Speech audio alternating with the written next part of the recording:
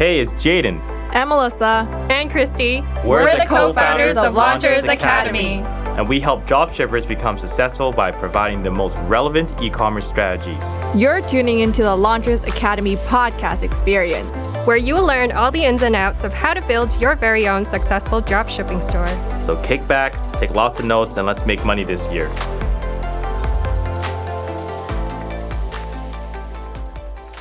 All right, welcome back, guys, to another episode here at the Launchers Academy podcast. So today we have an exciting episode for you to listen to, especially if you're new into dropshipping or you've been researching forever and you're really lost. And more importantly, even for those that have been dropshipping, have a few stores, this is really going to help really identify and even clarify of what you need to do, because a lot of people that are struggling with dropshipping, they don't really realize the important steps of just doing things right off the bat. So the topic for today is actually general store versus one product stores. So on the topic of general store versus one product stores or niche stores, we're going to tell you exactly what you need to do, what you should be doing when you first start off. So I'm going to pass it to Melissa and Christy. When it comes to, starting their first store, should someone do a general store or a niche store, and why the other as opposed to, the other one? Yeah, so maybe I'll start off here. Before we really dive into one product versus general store, let's define what a general store versus a one product store actually is. So in a general store, essentially what you're selling in your store, you're selling anything and everything related to many different niches. So that can be, beauty products, fitness products, outdoor experience products, and so on. So think of it like a Walmart or a department store. And then when you're talking about a one product store, that's when you're focusing only on one product, exactly as it sounds, or focusing on a very specific niche. So you're selling a mosquito lamp killer, for example, or an LED dog collar, and it's just selling one product. So what we generally say is we always want to start off with a general store, because that's essentially your testing playground in terms of determining what exactly is going to sell and if you're actually going to get sales on your product first. And from there, that's when you want to start focusing on changing that general store into a one product store later on, once you've actually validated your product that you are selling and that you are getting sales for your actual product. And Christy, why don't you add something as well? Yeah, a lot of new dropshippers, when they find a product that they really like, their first thing that comes to their mind is, starting a one product store. And that's really limiting in terms of, first of all, you don't know if that product is going to do well. And then you're putting in all your time and your money and effort into putting together this one product store that might end up, being a losing product. So, starting with the general store first, that's where you can, as Melissa mentioned, use it as a testing playground to test out many different products and niches. And then you can find your winner. And that's when you start focusing more on a one product store and putting together, the website, the branding around it, putting together your brand story as well, and then scaling it even further. And that's where you really want to start off with the general store first and test out all these different products. Now with the general store, the focus is more on the individual product pages. So you don't really have to spend too much time for your homepage and everything, and it's more focused on the product landing pages that you'll be directing your ads to. So it definitely is more flexible in terms of testing out different products, and then you can really focus and find your winning product before you move it into a one product niche store. I love that. So you heard it from the ladies, right? So general store is where you want to start off with. But for those, you heard a lot of benefits as opposed to why you should start a general store first and not a one product or a niche store. But for those that have started a one product store or niche store, it's not too late for you to correct your wrong. But, for those that are like really adamant on starting a one product or niche store, what are some cons to someone that is already going that route and wants to just stay that route as opposed to, a general store? So what are your thoughts there, Melissa and Christy, for someone that, let's just say they're a little confused as, I already started a one product store. Why don't I just do that? But what are some kind of downsides for someone like that if they're going to continue that path? Yeah, so if you already are starting a one product store, a very specific niche store, you're really kind of pigeonholing yourself into a specific niche. And what we say, as marketers here is you don't choose the niche. The market should be choosing you. And it depends on what is actually selling and everything before you actually hone down and dive into your actual one product store. So the market is the one that is choosing what you should be selling based on customer demand and customer sales. So the point of you starting off from what you think is a good product or what you think is a good niche to get into, once you start pigeonholing yourself down there, you're going to realize you're going to spend a lot more money advertising and trying to get sales, especially if your product is not something that actually sells or customers are actually demanding. Then that's when you're going to waste a lot of money, and you won't realize this until you actually throw in a lot of money into ad spend and realize at the end of the day, your product is not a good product, or it's a product that is not getting consistent sales. But you put in all the effort and all that hard work of building in your store, putting in all the effort of creating all the ad creatives and everything, till at the end of the day, you're kind of back at zero almost. We at Launchers Academy, we always teach our students to start with a general store because that is the best strategy in, getting into dropshipping and being successful in the long run. Because you really definitely want to focus your time and money into testing a product to find the winner before you move into a one product store. And yeah, that's exactly what we teach our students as well. And definitely recommend starting off with a general store instead. I love that. And the point I'll bring up here is for those, you listening, if you have started a one product store and a niche store, I would advise, with the ladies as well here, that you should really stop, because the one biggest downside for you to start one product store and a niche store is kind of going back to what Melissa was saying, is like, yeah, if it doesn't work out, it doesn't work out. But when it doesn't work out, and if it does work out, awesome. But if it doesn't work out, it's just going to be very time consuming for you. Because imagine the process that you're taking right now. You find a product, whatever niche is in, you build your entire website around it, you do the copy, you do the imaging, you do the layout to it. If it doesn't work out, well, what are you going to do? You're going to repeat the same process. So that means you're going to have to break it down, then put another product on there, a different niche, different copy, and you repeat the same process.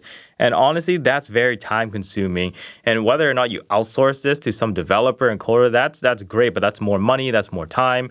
And if you're doing this yourself, that's a nightmare. The benefit of a general store, going back to it, is really, you're able to just build one store, and then you have that one store be very generic, right? So let's just say it's going to be johnabc.com, and that is just going to be pretty much a whole bunch of different products that you're going to house and different niches. And then you can sell a whole bunch of them. But here's the beauty with a general store, is because if you didn't realize, you can have multiple different landing pages, pages within your store. So if you're testing multiple different products, it doesn't work out, you really don't have to break it down. You could just leave that page there or remove it entirely, but you don't have to kind of rebuild the whole thing. You just build multiple different pages, and that's a lot easier. So really, that's the huge benefit to doing a general store as opposed to a one niche store. But let's walk through the journey of a general store. So let's just say, we have someone here, you listening. Let's talk to you. So you're going the route of the general store, okay? And your goal right now is to turn into a testing playground, as Melissa mentioned, and really just have that be your home base for you to find that winner. Now let's talk about exactly what are the next steps if someone does find that winner, and based on the fact that they started a general store. So Melissa, Christy, so if you guys can share your viewpoint, what does someone do after they have this general store and then they find that winner? What are the next steps that they have to take? The way that we like to think about dropshipping is it's broken really down into two phases. So the first phase is the general store phase. That is where you're really testing all of the different products and finding what actually works and what is a winning product. Once you actually find a winning product, that's when you go into phase 2, which is starting with the branding and moving it into a one product store, changing the Shopify store that you already have into that one product store. And the reason why you want to change it from that general store that you already have rather than recreating an entirely new Shopify store is because you have a lot of data in that store already. If you were to recreate that store, you're starting from scratch with absolutely zero data. So you don't want to do that. So moving that general store, rebranding your actual general store into your one product store, and changing the domain name. That's kind of important too, or something that's very important as well. Changing changing it into a brand. And then from there, now you're building a long-term business rather than focusing on a pure dropshipping general store business. And Christy can add a lot more on the branding aspect as well. Yeah, so because you already found your winning product, that's when you can, start turning that store, as Melissa mentioned, into that one product store and focusing more on highlighting your product benefits, using the same colors as your winning product. For example, if it's pink, you can use pink throughout your website as well, and through your buttons and your logo. And then also kind of shaping the branding you want to focus on for that particular product that would appeal to your target market. And then also focusing more on refining the copy further so that you can really put the whole website together that reflects your winning product. And then also, in terms of your landing pages, you can add a lot more to it than just with your general store, because now you have this product that you can really focus on all your effort into it. You can take new photos with your product. You can make it look a lot more appealing. You can have people, your target market within your photos as well. And there's a lot you can do. You can also collect more reviews to really enhance the product quality to your audience. So there's a lot you can do when after you find your winning product and you put together a one product store. And then you can also start growing your social media as well and building a community around your brand and your product. So there's a lot more you can do. And as you can see, you definitely want to find that winning product, because you can invest so much time and money into it afterwards. Well, I love that. And Melissa brought up something great. If you didn't catch it, is that she was talking about data and pixels. So we'll kind of dive heavy more into which advertising platform you should choose and why. But when you are running your store, you are advertising, so you're collecting data, right? You're building your ideal audience. And for your store to collect all that data, when you do that, find that winner, it's about really turning your store into that, specific store, like Melissa and Christy brought up, is branding and really adding, a store name, catered specifically to that niche and to that product. But the data, what's really important is because as you're testing, your initial data doesn't matter so much. It's optimizing to really find the ideal buyer. And if you find that winning product, that data that you've already collected initially to find that winning product is going to be super important. So that's why you kind of want to have a general store first, then you would do one product store, because that one product store is going to be catered towards that specific data that's already built.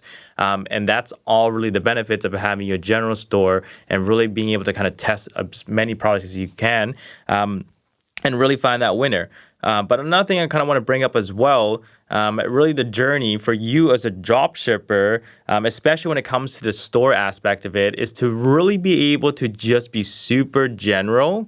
Going back to it, super general. But then your journey as a dropshipper is to find multiple different brands and create multiple different brands, off of a winner. So in a nutshell, really, you're going to have this general store forever as a testing playground, so you can keep testing products. Then you're also going to have multiple different other brands with multiple different stores. So this general store is always going to be there, and you should always have one in the back end.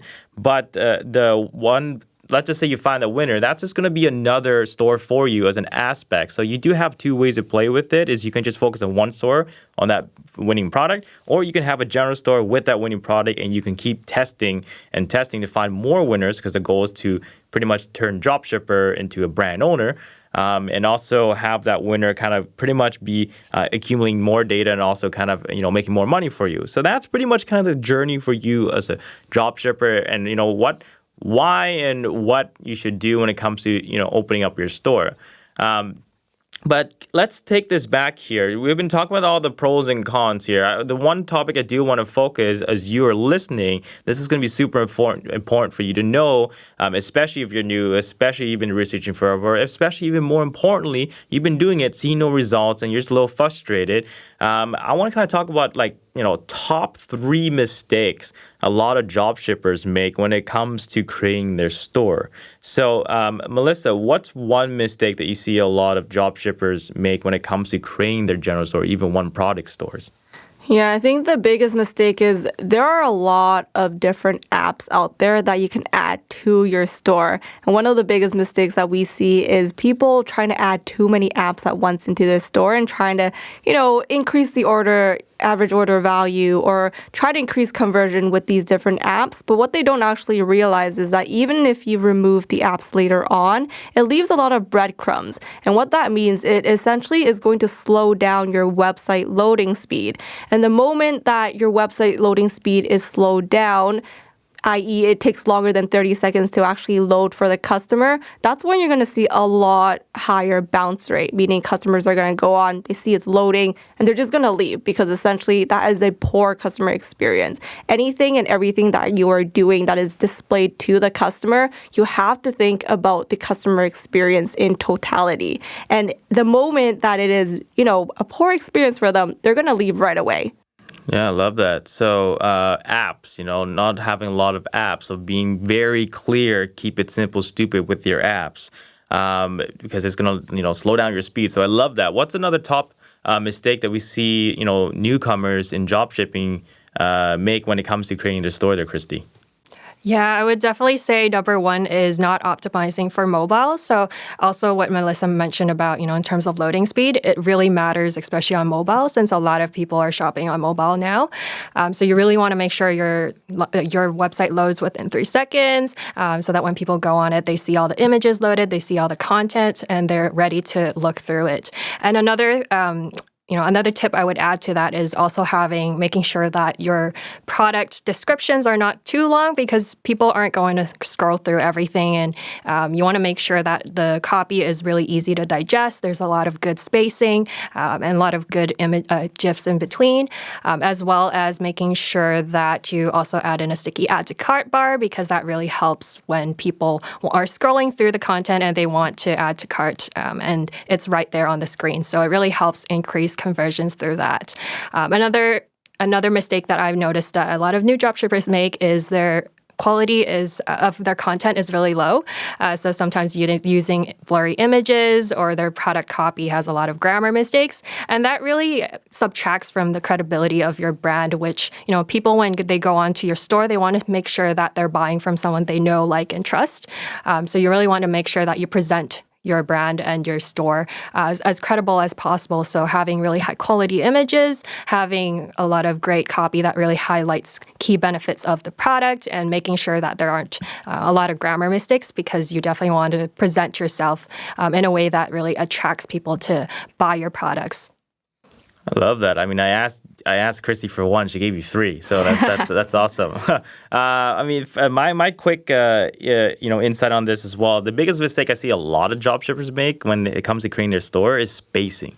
Spacing is really important because everything is very visual for people when they buy things. So if you have a store, or specifically your landing page, and a landing page is pretty much where people would kind of click onto, land onto to get an overview of your product, right?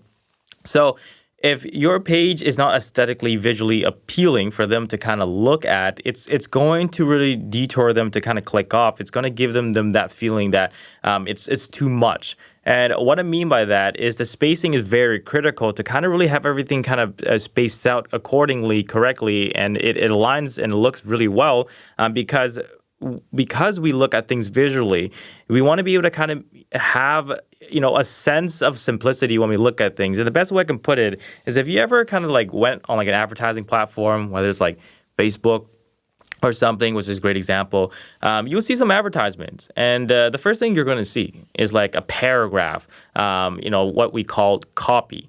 Where it's pretty much the languaging someone will put to pretty much kind of give you an idea of exactly what they're going to advertise to you, or they're going to try to point out problem or something, and you read it. And there's 2 types of copy here.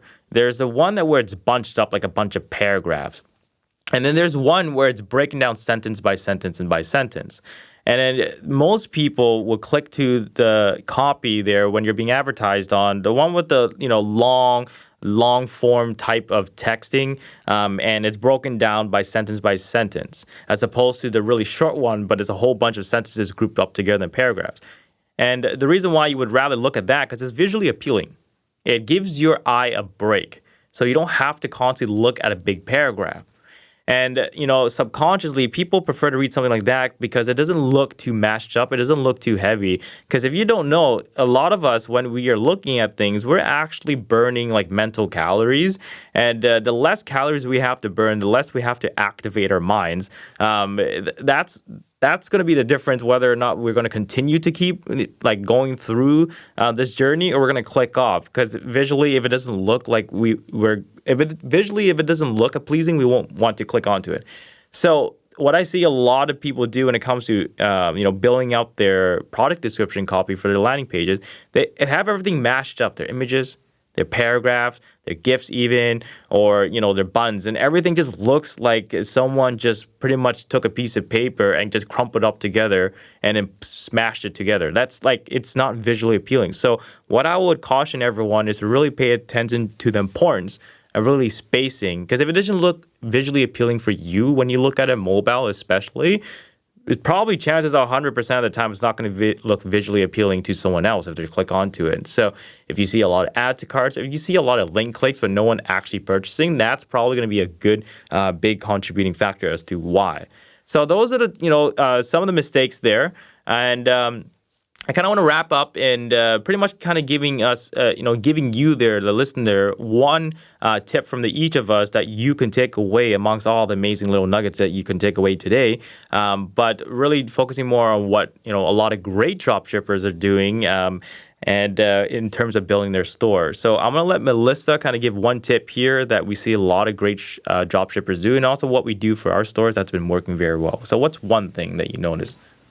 I would say, well, kind of going back to the conversation we had just now, if you notice, myself, Christy, and Jaden, we all talked about different aspects of customer experience, making sure that you have a good customer experience. So putting on basically your customer thinking cap and thinking of the perspective of being in the customer's place and seeing all of your landing pages, ad creatives, all the apps that you use even from that perspective, and seeing if you're actually enjoying the shopping experience. So the biggest tip here that I would really say is putting yourself in your customer's shoe, going through the entire, landing page, checkout experience, add to cart experience yourself, and seeing if you are enjoying this experience as a potential customer yourself. And from there, you'll be able to edit things and update things so that you're able to make a good experience for your customers. Awesome. I love that. And Chrissy, what's one big tip that you can throw that's been working well for us and also the people that we work with? I always talk about credibility, when I'm teaching my our students about how to put together their general store. Credibility is so important because when people go onto your website, they want to know that this is something that they can trust. This is a brand, a company that they can buy from. And you want to do that by making sure that, first of all, your quality of your content is really high. So having really proper grammar on your product descriptions, high quality images, also making sure that you have consistent branding throughout your website. So having a logo, using the same colors throughout your website, and then also including all your different policies, such as your return policies, shipping policies, terms and conditions, privacy policy, as all of that really adds to this whole package of having a really credible store. And people want to, people do look at all of that. I would also add a lot of new dropshippers, they don't really focus too much on customer reviews, which definitely adds to credibility as well. So making sure all your different products are having, a lot of reviews, because people do look at that when they're making their purchase decision. Awesome. I love it. So credibility, obviously, right? Because regardless if it's your store, just in general, business practices is that, people only buy from those they know, like, and trust. And trust is super important. So my tip is really decision fatigue. So a lot of poor dropshippers, when it comes to creating their store, is they give away too many options. It's like walking to your nearest McDonald's and they're like, do you want the extra small, medium size, large, extra large, or extra large Coke? And then if someone wants to ask you that, you'll probably go like, well, I don't know what to pick. It's just so many different options. And a lot of dropshippers do that with their product for their landing page. So a great example is, let's just say you're selling clothing and this piece of clothing, let's just say it's a t-shirt. You build your landing page, and here's where the decision fatigue comes in. This t-shirt, you have 7 different colors. You have red, white, blue, green, gray, and purple, etc. Okay? And on top of that, you have 5 more options here in terms of the sizing. You have small, medium, extra large, extra large, 4 times large, etc. And on top of that, you also give someone the ability to customize their t-shirt, whether it's going to be a crew neck, a V-neck, etc.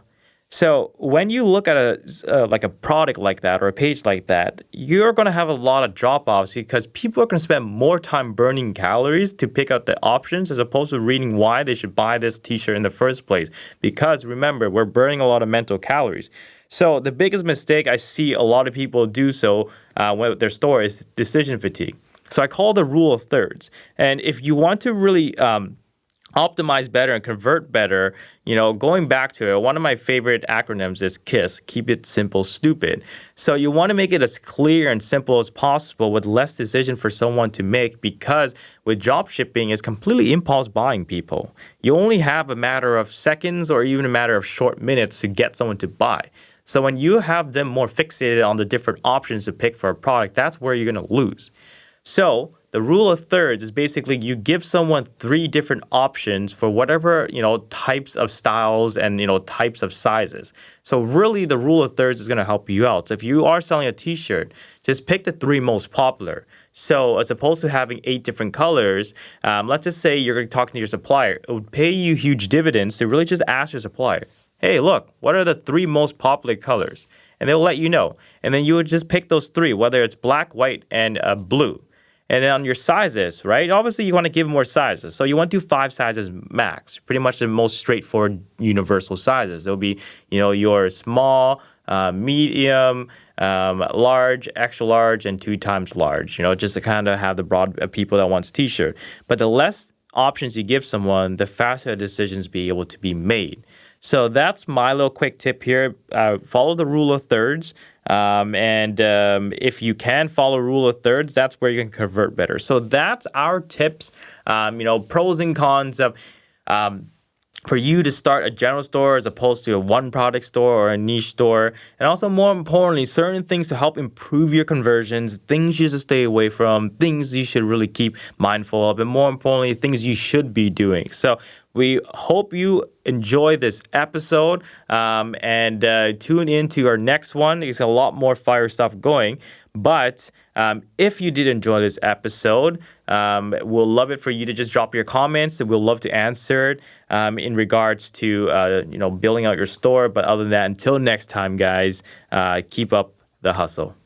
Did you enjoy this episode? If you did, which we believe you did, as we dropped a ton of value. Support us by giving us a 5-star rating. That's 5 stars, not 3, not 4, but 5 stars. Also, we'd love to hear from you, so please leave your comment below. And we'll be sure to get back to you.